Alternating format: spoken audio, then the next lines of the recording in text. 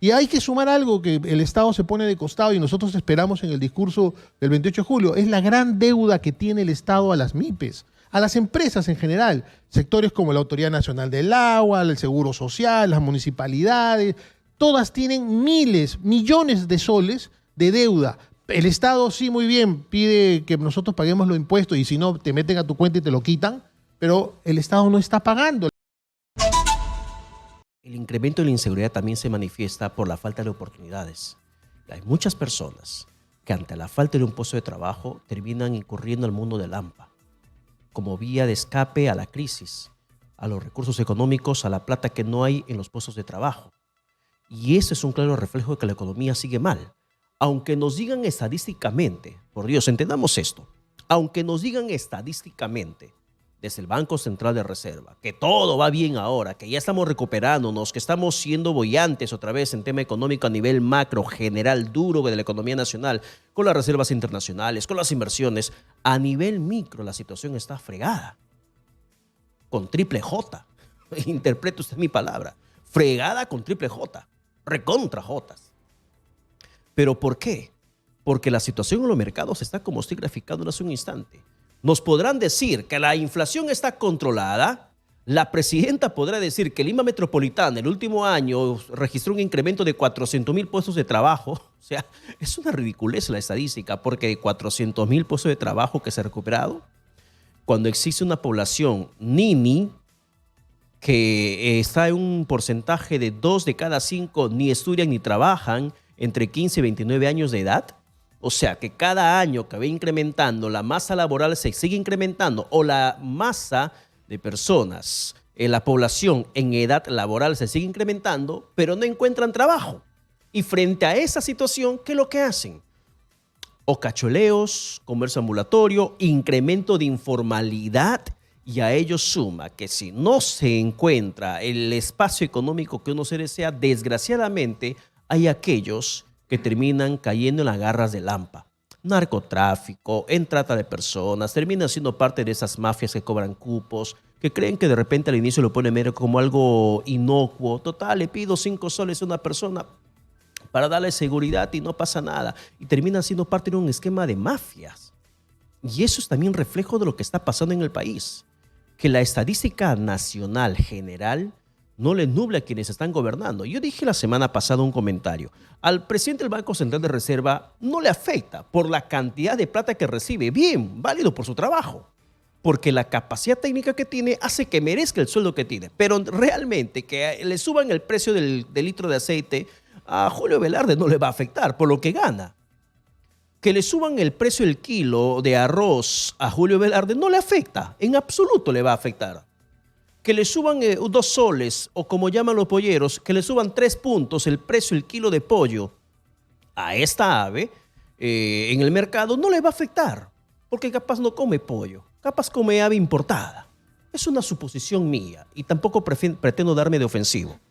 Pero ¿a qué voy? Que cualquier variación de precio hacia arriba al presidente Julio Velarde, presidente del Banco Central de Reserva, Julio Velarde, no le va a afectar por lo que gana. Y su sueldo es acorde a la capacidad técnica profesional y el cargo que ostenta. No estamos cuestionando el sueldo, estamos diciendo que a él no le va a afectar. Y él se limita a decir la estadística pura y dura. Está bien. A la presidenta le afecta tampoco, porque es más, a la presidenta nosotros la alimentamos. Porque la canasta de alimentos que la presidenta Dina Boluarte, sus ministros y quienes viven en Palacio ingieren, lo financiamos los peruanos por compras que hace despacho presidencial de forma prorrateada cada año para que alimenten a la presidenta. Entre mariscos, embutidos, quesos, todo lo que uno podría imaginarse que puede comer siendo presidente de un país. Lo hace Dina Boluarte, lo ha hecho Pedro Castillo, lo han hecho todos los expresidentes. Despacho presidencial siempre compra y come a expensa de los peruanos. No sale del bolsillo del presidente esa plata. Entonces no van a sufrir lo que sufrimos los peruanos. ¿Y qué hacemos los peruanos cuando pasamos por esa situación? Decimos que nos paguen más. Queremos que nos incrementen el sueldo mínimo. Y la presidenta lo que dijo es, bueno, entonces se va a debatir en el Consejo Nacional del Trabajo la posibilidad de incrementar el sueldo mínimo. Genial, el debate está abierto. Para el próximo 12 de agosto, a ver, quiero confirmar la fecha. Entiendo que para el próximo 12 de agosto está prevista, sí, el próximo 12 de agosto está prevista una reunión en el Consejo Nacional de Trabajo y posiblemente allí se comience a debatir, el incremento del sueldo mínimo. Hay sectores empresariales, microempresariales, que se han pronunciado en ese sentido sobre ese debate del sueldo mínimo, pero no de forma favorable. Porque si a nosotros nos está afectando económicamente lo que pasamos en el país, también a los MIPES. No es que solamente el precio del costo de vida se eleva para los que trabajamos, también para aquellos que intentan generar empresa. Y estamos en estos momentos aquí en la radio, en la cabina de Exitosa, con el director de MIPES Unidas, Daniel Hermosa, a quien le damos la bienvenida. Señor Hermosa, ¿qué tal? Buenos días. ¿Qué tal? Buenos días. Muchas gracias por la oportunidad y, bueno, conversar sobre este tema tan, digamos, preocupante para el sector, porque si bien es cierto, las MIPES hemos asumido todas estas crisis que estás comentando, la inflación, hoy día la recesión. Hoy día se nos quiere pues pasar la factura, ¿no?, de la ineficiencia que ha tenido el Estado para enfrentar esta grave crisis que hemos tenido en los últimos años, y ahora pues nos vuelven a poner en la mesa el tema de la remuneración mínima vital. Hay un tema bastante claro. Para el trabajador, para el ciudadano de pie, ustedes son los malos de la película. Porque si el gobierno dice que se eleve el sueldo mínimo, dicen ustedes, ¿por qué se oponen? Si necesitamos ganar más plata. Bueno, no es que, no, a ver, hay una especie de sentimiento encontrado en esto, ¿no? Nosotros sabemos que en la medida que el ciudadano recupere su capacidad adquisitiva, la economía se va a comenzar a dinamizar, no hay la menor duda. Tú acabas de señalar el tema de los precios que estamos viendo hoy día en los mercados, que no han regresado definitivamente no van a volver. Y no van a volver, obviamente. Y eso ha hecho de que la capacidad adquisitiva se pierda más o menos entre el 7 y 10%, ¿no?, de lo que tú podías comprar con el dinero que ganabas antes del proceso inflacionario. Entonces, nosotros sí quisiéramos que el mínimo vital subiera rápidamente, porque obviamente eso ayudaría a dinamizar la economía. El problema es que no estamos en las posibilidades de poder asumirlo. ¿Por qué? Porque no hay ventas, porque se ha disminuido la compra de productos. Ya no se vende la misma cantidad de pollos a la brasa, no se vende la misma cantidad de camisas. Mira lo que hace Gamarra, el esfuerzo que hace por bajar precios a menos muchas veces del costo para poder tener liquidez, porque le sale mucho más barato perder al momento de vender que ir al banco y pedir un préstamo. Entonces, de verdad que estamos todavía en una crisis que parece que el gobierno, por estas dos cifras que salieron hace los meses pasados, del crecimiento de 5% en abril y mayo, ¿no?, cree que ya pues el mundo se arregló. Yo creo que están totalmente equivocados. Entonces, ahora, poner en debate la remuneración mínima vital, ya solo el ponerlo en la agenda, ya está trayendo una retracción en las contrataciones de la gente, porque yo en este momento no tengo la seguridad de cuánto va a subir, 50 soles, 20 soles, 100 soles, 200 soles, 500 soles. Entonces yo mejor espero a que se defina eso para poder iniciar un proceso de contratación. Ya, y yo le pregunto algo como un trabajador que puede estar en estos momentos escuchando la entrevista o viendo la entrevista por televisión. ¿No es actuar de forma malévola en ese sentido? Yo dejo de contratar porque me anunciaron que van a incrementar el sueldo mínimo. ¿No es pervertir el mercado laboral? No. Lo que pasa es que hay que ser más o menos... No, le pregunto no para cuestionarlo, sino para entender por qué actúan de esa manera. Lo que pasa es que todos los... parte de la estructura de costos de una empresa para finalmente definir el precio en que vas a dar tu producto o tu servicio son tus costos fijos.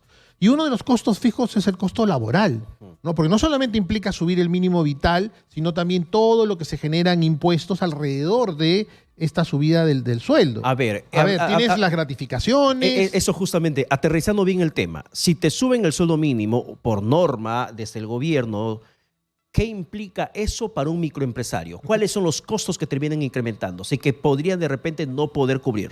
Lo que pasa es que al subir el costo digamos, de la remuneración, esto va a tener un efecto inmediato en el precio. En este momento no estamos en condiciones de poder subir precios porque obviamente no vamos a vender. Entonces ese costo lo tenemos que asumir y reducir las utilidades de la empresa, poniendo cada vez más en riesgo la estabilidad empresarial. El año pasado cerraron 233,000 MIPES. Esas son cifras del Instituto Nacional de Estadística. No, nadie ha dicho nada. Ha sido un genocidio empresarial, ¿no? En la época de Castillo llegamos a 160,000, o sea, entre el 2021 y 2022. El 23, 233,000. Y esto ya es cuenta de este gobierno, o sea, mejor dicho, de este tramo de gobierno, porque es el mismo, sí, ¿no? Entonces, obviamente, si no comenzamos a ver lo que está sucediendo con el crecimiento de la informalidad, la mortandad empresarial, y a esto sumarle el enanismo, porque las MIPES no crecen, nadie lo está analizando, y encima ahora nos ponen en el tapete el tema de la remuneración mínima vital. Repito, nosotros por naturaleza nunca nos hemos opuesto a la remuneración mínima vital hasta antes de la pandemia, porque la pandemia no solamente trajo problemas en los flujos de caja, sino los préstamos que se adquirieron, Reactiva, Impulsa y todo lo que se vino, hay que pagarlos.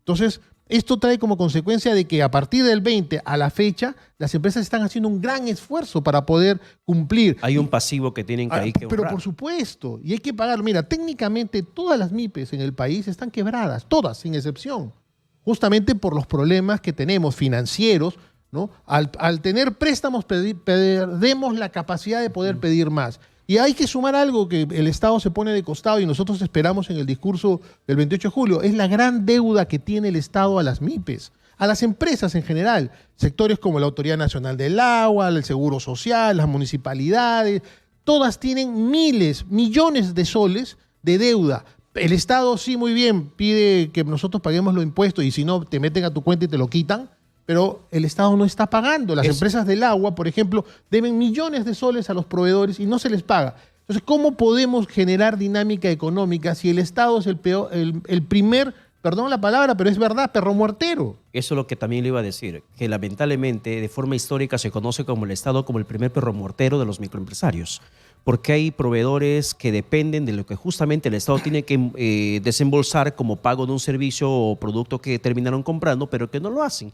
Y son facturas que están congeladas y que algún momento lo van a pagar por devengados, si es que terminan pagándolo. Ese es un tema importante, ¿no? Mira, hemos visto en la última ampliación presupuestal, esos 3.000 millones que pidió el MEF y ha sido ya aprobado en el Congreso, hemos visto un esfuerzo, y eso hay que reconocerlo, porque tampoco todo es crítica, al ministro de Agricultura, que ha gestionado ante el MEF para poder hacer modificaciones presupuestales y poder pagar las deudas que tiene la Autoridad Nacional del Agua a esos proveedores que le vendieron productos con préstamos del Banco Mundial, lo cual me parece bastante delicado, y también los que descolmataron ríos para este tema de la prevención del fenómeno del Niño, que no se les ha pagado. Y estamos hablando de casi 120, 150 millones de soles, que a Dios gracias, ya gracias al ministro de Agricultura, están comenzando ya, por lo menos ya tienen la autorización para poder destinar dinero para pagar deudas del año pasado. Ahora, si esto fuera en todos los sectores, pues sería maravilloso. Claro, pero hablamos de deudas del año pasado. Sí, y hay otras más antiguas. O sea que no tendría que ser así. No debería ser así. Servicio que das, producto que vendes, tendría que ser cobrado en el proceso, en el plazo pertinente. Por eso, rompen la cadena de pago y luego vienen a pedirnos, oye, sube la remuneración mínima vital. O sea, ordenémonos, ¿no? Primero cumple con las obligaciones que tienes tú con tus proveedores, que es el sector empresarial, y luego nos sentamos y discutimos y debatimos, y nosotros sí consideramos necesario la subida del mínimo vital. El problema es que no tenemos la posibilidad de poder asumirlo. Y al final no vamos a quebrar, es un mito decir que vamos a quebrar. No. El problema es que va a desmotivar la contratación de nuevos trabajadores, porque obviamente nuestra planilla va a subir y, como repito, esto va a impactar en el precio, y al final esto va a traer una cadena más bien de incrementar las empresas que van a cerrar. Nosotros quisiéramos de verdad que lo que se converse en el Consejo Nacional de Trabajo sea abierto, ¿no? Para que nosotros podamos opinar, porque no todos los gremios estamos sentados en este consejo. Ya, para que los trabajadores puedan entender cuáles son las condiciones que se necesita cubrir para poder incrementar el sueldo mínimo, yo le pido que me acompañe a la pausa, ¿sí? Y explicar con la mayor pedagogía posible para que podamos entender por qué los microempresarios no es que se oponen, sino que observan y quieren otras condiciones para que este incremento salarial pueda darse. ¿Le parece? Perfecto. Vamos a la pausa y regresamos con ese tema aquí en Hablemos Claro. Bien, seguimos aquí en Hablemos Claro a través de la multiplataforma de Exitosa en Radio Límica, ya 95.5 de la FM. Estamos en los estudios con Daniel Hermosa, director de MIPES Unidas, hablando sobre este dilema que existe y que es necesario el debate. En el debate entender los pormenores, los pros y los contras que puede existir sobre una situación de posible incremento del sueldo mínimo. ¿Es necesario? Sí, es necesario. ¿Hace falta más plata en nuestro bolsillo? Muchísima falta hace, muchísima, porque lo que tenemos no nos alcanza. Yo le explicaba al señor Hermoso en la pausa lo que yo compraba antes y lo que compro ahora. Yo le decía al señor Hermoso y le comento a nivel nacional, lo digo. Antes yo iba al mercado con 3 carritos de compra acompañado de mi hija.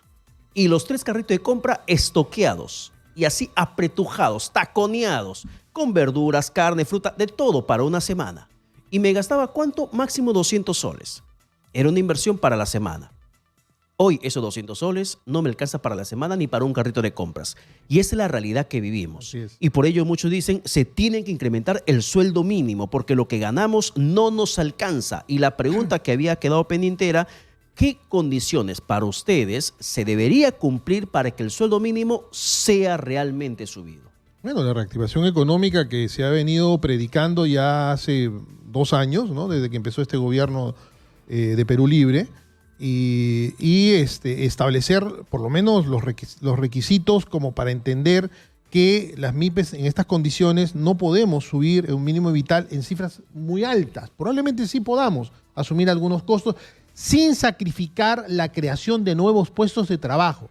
Fíjate, tú recuerdas a la época de Castillo cuando la señora esta Chávez, que era ministra de Trabajo, sube el mínimo vital al tope más alto, ¿no? 1.025 soles. Al tope más alto, porque tenía 2 opciones, subir 50 soles o subir 100, y optó por el más alto, lo cual, bueno, ya lo hizo.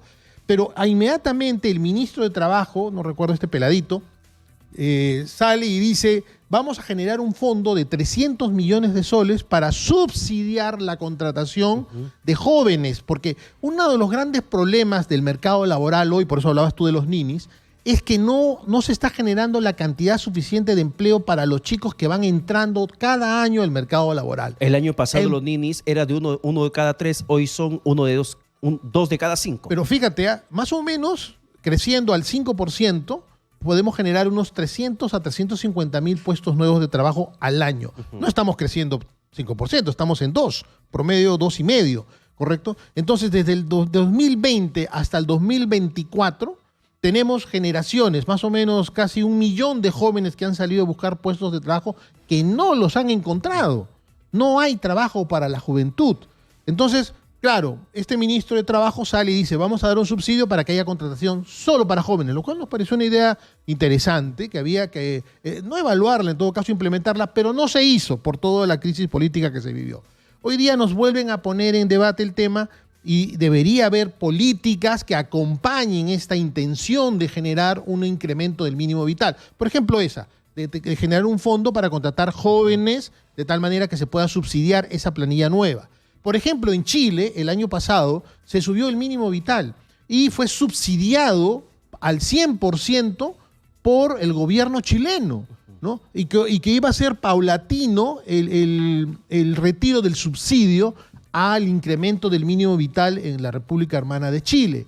Entonces, hay que entender que este problema no solamente es el Perú, esto está pasando en toda Latinoamérica y en todo el mundo. La pérdida de la capacidad del poder adquisitivo de las personas. En consecuencia, si vamos a tener un incremento, lo cual no nos oponemos en principio, sino hay que entender que en la práctica no tenemos los recursos como para poder incrementar. Ahora, tampoco es una gran masa de peruanos que ganan mínimo vital.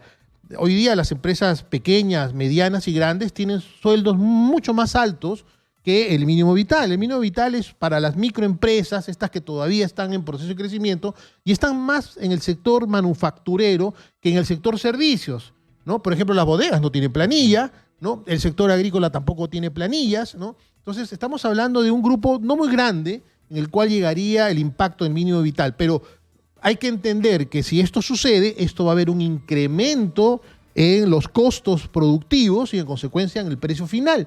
Para evitar que el impacto sea fuerte, mientras esperamos la gloriosa llegada de la reactivación, ¿no? Tenemos que tener alguna herramienta en paralelo que el Estado, como quien dice, que se moje también, pues, ¿no? Que ponga un subsidio, ¿no? ¿De acuerdo? Y yo creo que orientado a la juventud. No podemos tener más ninis, ¿cierto?, en el país. Tenemos que comenzar a aplicar alguna receta que ayude a contratar a estos jóvenes que, como tú bien dices, son reclutados por la delincuencia o simple y llanamente viven la parte más triste cuando uno sale de la universidad, del colegio, de un instituto, es estar en subempleado, ganando menos del mínimo vital, ¿cierto? Y sin ninguna posibilidad de aprendizaje, sino más bien una especie de explotación. Entonces, tenemos que ser conscientes de que hoy por hoy el debate puesto en la mesa tiene que ir acompañado también con medidas de acompañamiento del Estado. No digo reducir impuestos, pero por lo menos crear un fondo orientado a nuestra juventud que hoy por hoy no tiene oportunidades y las MIPES somos la primera fuente de trabajo de ellos. No es que ellos van de frente a la gran empresa, son muy pocos, lo hay, pero normalmente somos nosotros el primer escalón laboral que tiene la juventud. Entonces, ayúdennos a ayudar a esos jóvenes que requieren hoy trabajo para poder generar ya su fondo de pensiones y que tengan la oportunidad de ir creciendo en el mercado laboral. Perfecto. Muchas gracias por estar con nosotros. No, muchas gracias a ustedes. Ha sido el director de MIPES Unidas, Daniel Hermosa, conversando con nosotros sobre ese tema que sigue en debate, que seguirá en debate y vamos a ver cómo termina el debate.